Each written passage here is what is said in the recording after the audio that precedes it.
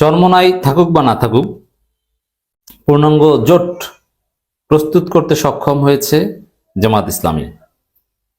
চরমোনাইয়ের জন্য আর অপেক্ষা করবে না জামাত, যে কোনো সময় ঘোষণা আসতে পারে। দর্শক, চরমোনাই জামাত জোটের নাটকীয়তা যেন শেষ হচ্ছে না, ক্ষণে ক্ষণে রং বদলায়, মুহূর্তে মুহূর্তে উত্তেজনা নতুন নতুন টার্ন নেয়। চলছে, চলবে।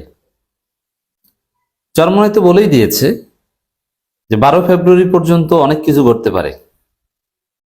এর মানে তারা সমঝোতায় থাকতে পারে, আবার সমঝোতা থেকে বের হয়েও যেতে পারে। বিএনপির সাথে কোনো সমঝোতা হলে তখন এই সমঝোতা নাও থাকতে পারে, অনেক কিছুই ঘটতে পারে। তো দর্শক, এই জায়গায় জামাতের অবশ্যই লিমিটেশনস আছে। জামাতের কেন, আওয়ামী লীগের সাংগঠনিক দুর্বলতা নেই। আমরা জামাতের সাংগঠনিক দুর্বলতা নিয়ে, লিডারশিপের কোয়ালিটি নিয়ে প্রশ্ন তুলি, ইটস রাইট। যেমন কেন জামাত 300 আসনে প্রার্থিতা সাবমিট করে রাখেনি, প্রয়োজন অনুযায়ী জাস্ট উইথড্র করলেই তো হতো। ইট ওয়াজ গ্রেট মিস্টেক। বাট এই মিস্টেক কার নাই? আওয়ামী লীগের নাই, বিএনপির নাই। আওয়ামী লীগ বিএনপির সাংগঠনিক কোয়ালিটি তো জামাতের চাইতে হাজারো গুণ খারাপ। অযোগ্য নেতা জামাতে আছে, বিএনপিতে আওয়ামী লীগে অযোগ্য নেতা তো আরো বেশি। অতএব ভুল ত্রুটি থাকবে সবার। তা সত্ত্বেও জামাতকে এত কাঁচা প্লেয়ার মনে করলে হবে না। শত জুলুম নির্যাতনের পর ওই জামাত টিকে আছে এবং জামাত এখন ক্ষমতার দ্বার প্রান্তে। এই জামাত সিস্টেমে আওয়ামী লীগকে ল্যাং মেরে ফেলে দিয়েছে, ফুটবলের মতো লাথি দিয়ে দিল্লি পাঠিয়ে দিয়েছে। অতএব সেই জামাত এত কাঁচা এটা মনে করলে হবে না। আমরা সমালোচনা করব, কিন্তু এত কাঁচা নয়। যে চরমোনাই কি করতে পারে, চরমোনাই মাঝপথে পোল্টি মারতে পারে, এটা জামাত আগে বুঝতো না, এটা কনসিডার করে নাই, বিষয়টা এরকম না।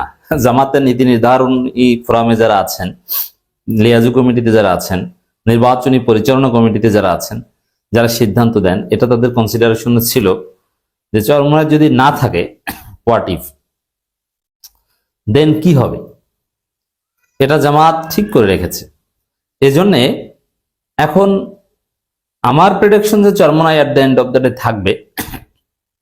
12 ফেব্রুয়ারির আগে এই করবে সেই করবে, কিছুই করতে পারবে না। জামাতের সাথে থাকতে অনেকটা বাধ্য হবে, ইটস ট্রু।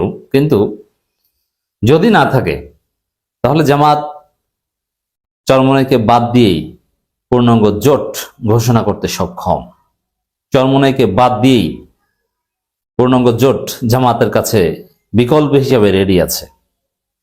অতএব এগুলো হারাবে চরমোনাই, জামাত না। জামাত কিছু ভুল করে 300 আসনেই প্রার্থী দেওয়া উচিত ছিল, কিন্তু না দিলেও এমন সিস্টেম করে রেখেছে ওভারঅল জামাতের জোটগত নির্বাচনী রাজনীতির উপর মারাত্মক প্রভাব পড়বে না। চরমোনাই থাকলে ইটস গুড, কিন্তু না থাকলে বড় কিছু যে হয়ে যাবে, বিষয়টা এরকম নয়।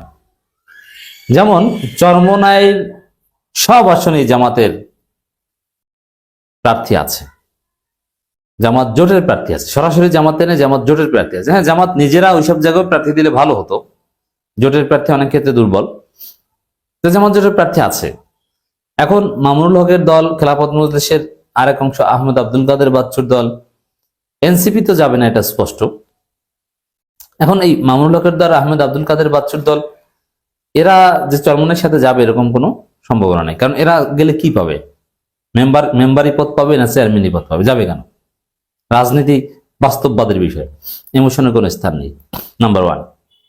দ্বিতীয় হচ্ছে, চরমোনাই গেলে তো মামুনুল হক এবং আহমদ আব্দুল কাদের বাচ্চুদের একটু সহজে রাখা যাবে, কারণ কিছুটা হলেও তাদেরকে আরো বাড়িয়ে দেওয়া যাবে।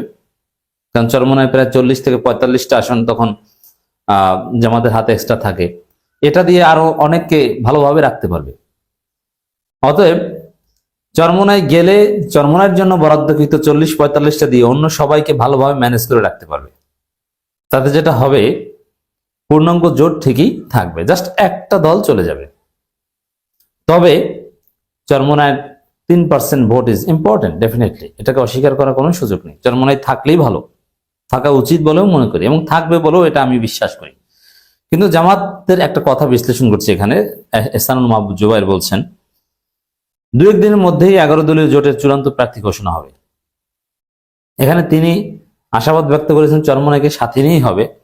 কিন্তু আরেকটা খবর আপনাদেরকে আলোচনার মাধ্যমে দিতে চাই, জামাত একদম 20 তারিখ পর্যন্ত যে অপেক্ষা করবে তা না।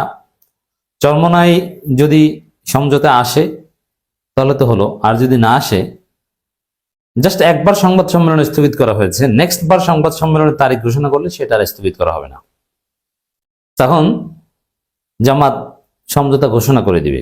চরমোনাই যদি সংবাদ সম্মেলনে উপস্থিত নাও থাকে, তারপরও জামাত প্রথমে যেটা করবে, চরমোনাইয়ের জন্য 45টা আসন ফাঁকা রেখেই সমঝোতা ঘোষণা করবে, আর না আসলে আরেকটা সংবাদ সম্মেলন করে ওইটার বাটোয়ারা করে দিবে। তার মানে জামাত পূর্ণাঙ্গ জোট ঘোষণা করে ছাড়বে এবং দ্যাট উড বি ইফেক্টিভ। এটা জামাতের হাতে আছে। সানুল মাহমুদ জুবাইরের বক্তব্যের তাৎপর্য এটাই, 2 দিনের মধ্যেই 11 দলীয় জোটের চূড়ান্ত প্রার্থী ঘোষণা।